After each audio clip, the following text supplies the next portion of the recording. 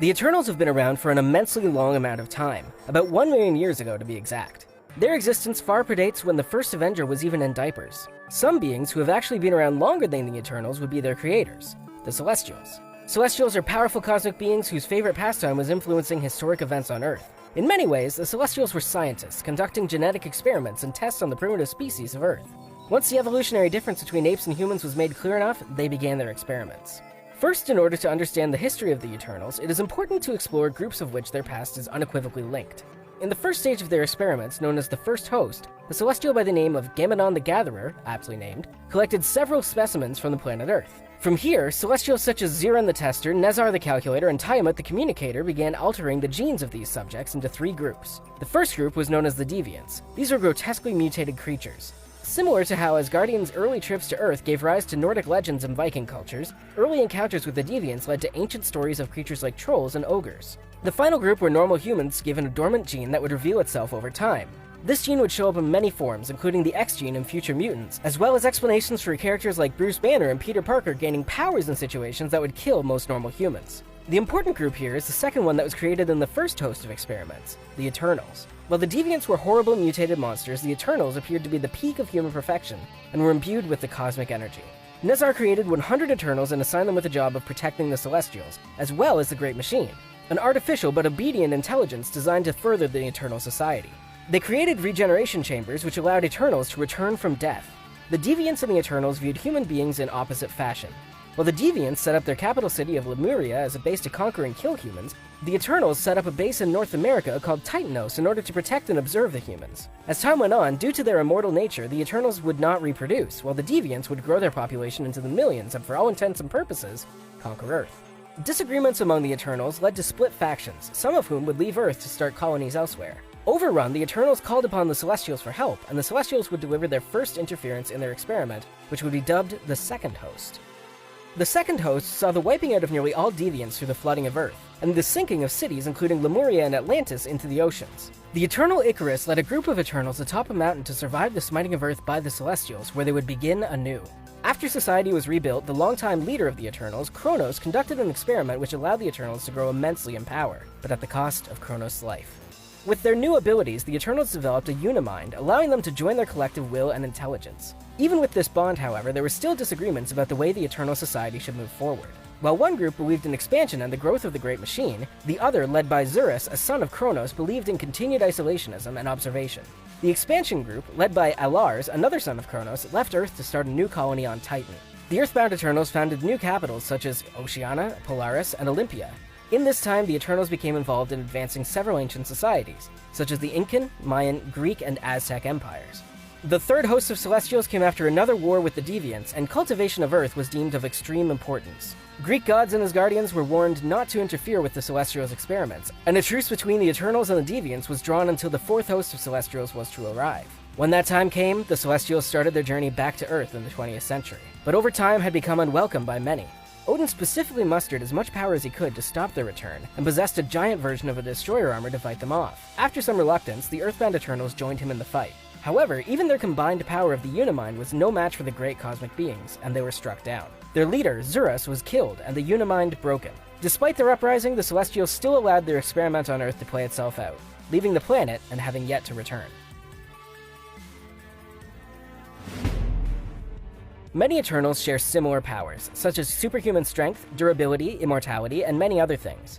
Thena, who for many years went by the name Azura, is an especially gifted warrior, as she has spent her millions of years of existence studying forms of combat and weaponry that have been used throughout history. Thena is also particularly gifted in psionic and cosmic energy manipulation. This allows her to quickly heal herself, produce light, fire, and even manifest weapons from thin air. Thena's history is somewhat rebellious, as she more than once found herself forming relationships with deviants. She's born children with crossbred genetics, as well as an on-again, off-again relationship with a deviant named Crow. Icarus is granted many of the standard Eternal abilities, but has also spent several years training to advance these abilities beyond those of other Eternals. He's gained the ability of advanced healing, as well as attuned his senses to near perfection. His manipulation of cosmic energy allows him to shoot concussive blasts from his eyes and hands. Icarus is a natural leader, and led a group of Eternals to restart society after the second host of Celestials sank civilizations such as Atlantis into the ocean. During his time in ancient Greece, Icarus had a son with a human woman and named him Icarus. After the older Icarus left to fight a long series of deviants, his son used a flying machine to search for his father, but flew too high and perished when the heat from the upper atmosphere damaged his machine. Icarus' long life has seen him encounter many allies and foes. He's helped Black Bolt set up an Inhuman city, and been saved from peril by Tony Stark. He's come face to face with the Mad Titan Thanos, and even participated in the Grandmaster's Contest of Champions. Cersei, like all Eternals, was created millions of years ago.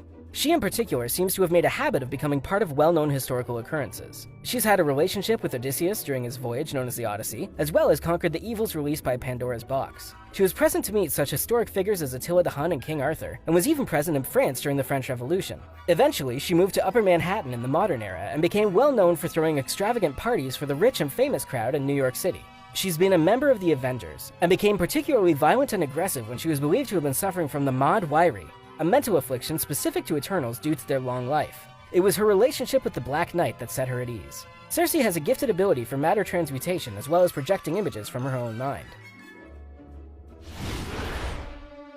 Eternals are known for their great strength. They're all capable of lifting several tons with ease. Gilgamesh is known as one of the strongest Eternals in existence. He can lift well in excess of 100 tons, more than double that of Icarus, and like Thanos, studies combat methods used throughout Earth's history. Gilgamesh is very unique among the Eternals, as he spent a large majority of ancient times being unaware of his eternal heritage. He became a king and a warrior who ironically sought immortality, not coming to the realization that he already had it until later. He slayed beasts and overthrew tyrants and was often mistaken for ancient heroes like Hercules. Once his true heritage was revealed, he was shunned by the other Eternals, and even adopted the name the Forgotten One. Sad. However, the leader Zurus tried to make it up to him after his bravery during the fourth host of Celestials by renaming him Hero. Gilgamesh eventually readopted his own name and joined the Avengers and became friends with the actual Hercules.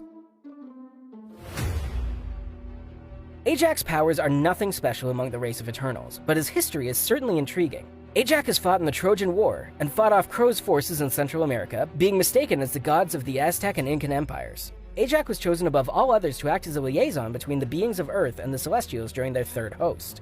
He was then put to sleep until their fourth arrival. Ajax has had tumultuous relationships with heroes like Thor and Zeus, as well as fellow Eternal Makkari, who was chosen to be the communicator with Celestials over him. Ajax, however, is a strong and capable leader, and found himself in numerous conflicts such as the Skrull invasion and the arrival of the Dark Celestials. In the comics, Kingo actually hails from a civilization in Japan. Though he has all the powers of the Eternals, he chooses to forego them in battle, and fights in the traditional way of the Japanese samurai. Kingo has had numerous conflicts with the troublesome Eternal Droog, but for the most part lived his life as a warrior in Japan. In the modern age, Kingo became a Japanese action film star, unlike in the upcoming movie where he will find a career in Bollywood. It wasn't until the fourth host of Celestials began to arrive that Kingo would teleport to Olympia to join the other Eternals in the formation of the Unimind to try and stop the oncoming threat. Sprite, unlike most Eternals, is a rather immature trickster. He loves to play tricks on the other Eternals as well as humans with his illusions. He became the inspiration for literary characters such as Shakespeare's Puck and Peter Pan. His illusion casting abilities are actually the best ever seen in an Eternal. This attitude and manner of behavior may have something to do with the fact that Sprite is somewhat cursed to live the life of a child. His appearance and actions certainly prove that point. Sprite is known for causing perhaps one of the greatest calamities in the Eternals' existence. With a desire to find a way to finally grow up, Sprite hatched a plan to use the power of the great dreaming Celestial to wipe the minds of all the Eternals, reverting them to the lives of normal human beings. Eventually, Sprite was discovered and punished, and soon went back to their old trickster ways. Phastos is a genius-level Eternal whose past and history is relatively unknown. He was once a weaponsmith in ancient Greece and has long since carried a disregard for the meaning of life, always searching for something that he would feel gave life purpose. That being said, he's been the teacher of great scientists as well as made incredible weapons such as Kingo's sword. Phastos eventually became known as the public hero Ceasefire in an attempt to avoid war with the Deviants. His mind eventually wiped by Sprite's plan, he lived as an engineer in Germany until forcefully awakened by Icarus. Makkari has the powers of all other Eternals, but spent their life especially focused on their enhanced speed. Throughout history, Makkari was confused for the gods Hermes and Mercury and adopted the name of the latter, eventually abandoning it for the moniker of Hurricane. Makkari was president for the rule of Vlad the Impaler and witnessed historical events like the Battle of the Alamo. Makkari's greatest achievement did not come until the 20th century and beyond. During World War II, he had an ongoing conflict with the warlord deviant Crow, who instigated fighting all across Europe.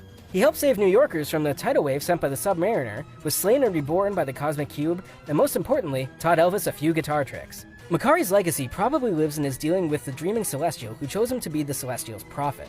Though it drove other Eternals like Ajak angry with jealousy, Makkari was chosen to be the great communicator with the Celestials. Droog is a master of telekinesis and has a rather villainous history. Like all Eternals, Droog is gifted with superhuman strength and durability, as well as the ability to cast illusions. His telekinesis allows him to fly, and he is especially gifted in the realm of matter transmutation.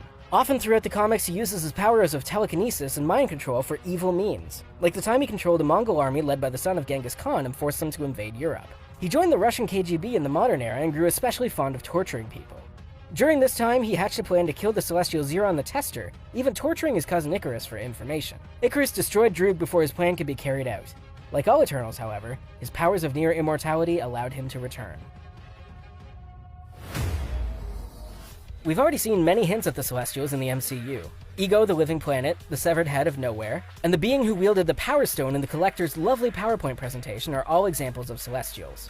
These Celestials could very well be the ones, or at least related to the ones, who initially developed the experiments on genetics of Earthbound beings. The Eternals trailer states that they have always been there, vowing not to interfere. Therefore, it's likely that everything we've seen on Earth, from the Frost Giant attack in the past all the way to Mysterio ruining Spider-Man's vacation, the Eternals have been present and viewing along with us. The greatest hint of the presence of the Eternals in the MCU has come in the form of the MCU's greatest villain to date. Thanos the Mad Titan is a direct descendant of an Eternal. In Avengers Infinity War, we learned that Thanos' lineage was most likely kept consistent with his comic origins, as Red Skull, now Keeper of the Soul Stone, reveals Thanos' father to be the Eternal Alars. Alars, you will recall, was the Eternal who led a group of followers to a new settlement in space. His group believed that the Eternals should reproduce and further advance their own society as opposed to simply observing and progressing the humans. He formed the colony on Titan and it became a marvel of technology and evolution. However, in the comics, Titan came to ruin. Thanos' mother tried to kill him, as his appearance was due to him being born with a deviant gene, unlike his brother Eros, who appeared as all other Eternals. It's possible in the Eternals movie that we could see the founding of Titan by Alars, its destruction, or even a young Thanos being bullied for his wrinkly chin. In Avengers Endgame, Okoye reports to Black Widow of an earthquake under the ocean. Many have speculated that this could hint at the underwater kingdom of Atlantis. In the Eternals movie, if we are to see the second host of Celestials in their experiment on Earth, we could see the deviant civilization of Lemuria as well as the kingdom of Atlantis sink into the ocean, setting up the arrival of its ruler, Namor the Submariner. The Celestials are also responsible for the creation of the X gene, which after millions of years manifested itself to create mutants. If we're to see the introduction and initial experimentation on the early human beings of Earth, it's possible that some seeds to one day introduce the wide world of mutants and the introduction of the X-Men could be planted. Finally, the Eternals characters that will be introduced in the film could have lasting impressions on the Marvel Cinematic Universe overall. Members such as Gilgamesh and Sersi could join the Avengers in correspondence with their comic history. The unveiling of such powerful beings like Eternals and Celestials could call for even greater villains to challenge them, such as Galactus or even the Dark Celestials.